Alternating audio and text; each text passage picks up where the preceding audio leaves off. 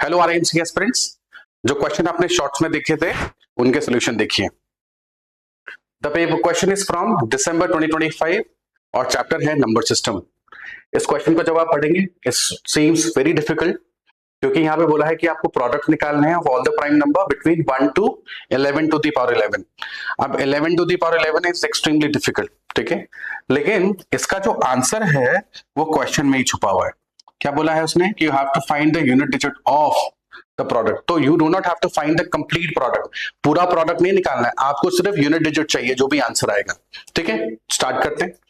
तो when we सी कि हमें प्राइम नंबर लिखने हैं, तो प्राइम नंबर है, स्टार्ट कहां से होते हैं, 2 होगा सबसे पहले, देन ये क्या होने वाला है, फिर 3 होगा, फिर वी हैव 5 7, फिर आएगा 11 13 एंड डैश डैश डैश, और भी बहुत सारे होंगे। ठीक है, now there is an observation कि यहाँ पे 2 और 5 है। ठीक है, अब 2 और 5 जब मल्टीप्लाई होते हैं, like when we multiply 2 and 5, तो 2 into 5 कितना होता है, 10 होता है, राइट।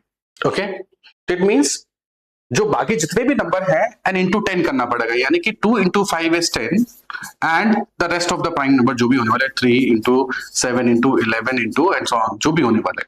ठीक है, now the property of 10 is कि जब भी 10 किसी नंबर से मल्टीप्लाई होता है तो उस नंबर के लास्ट में 10 0 आना श्योर है, 0 आएगा ही आएगा।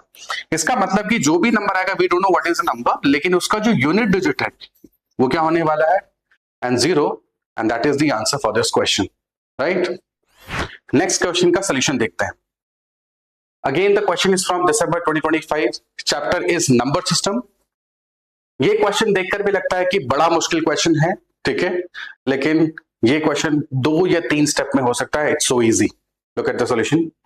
First you have to find the value of a square plus b square c square, ये पूछा है उसने, और the 5 digit number is 74 abc, जहां पे abc जो है वो डिस्टिंक्ट डिजिट है, अलग अलग नंबर हैं, और ये जो नंबर है this 5 digit number is exactly divisible by 13 11 and 7। और ये हमने एलसीएम चैप्टर में पढ़ा है कि जब भी कोई नंबर एग्जैक्टली डिविजिबल होता है तो आपको सबसे पहले एलसीएम निकालना होता है।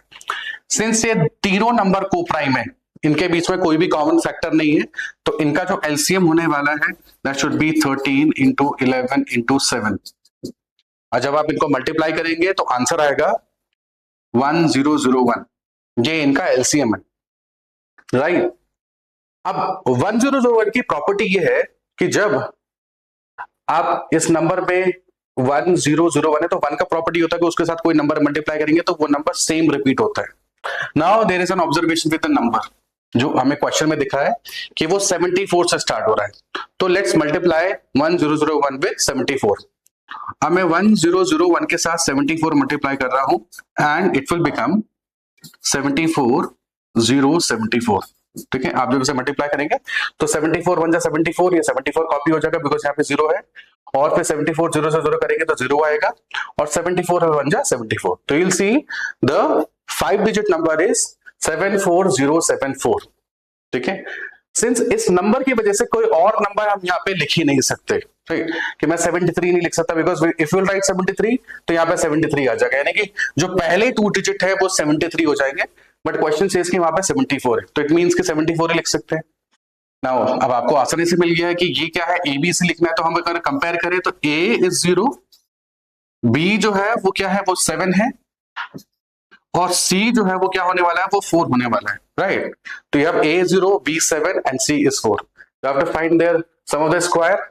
तो A 0 means 0 का स्क्वायर प्लस 7 का स्क्वायर प्लस 4 का स्क्वायर, तो ऑब्वियसली 7 का स्क्वायर 49 होता है, 4 का स्क्वायर 16 होता है, स्क्वायर करेंगे तो इट्स वेरी सिंपल 65 आएगा। दिखता बड़ा मुश्किल है लेकिन it's very simple and easy question. Okay, thank you for watching.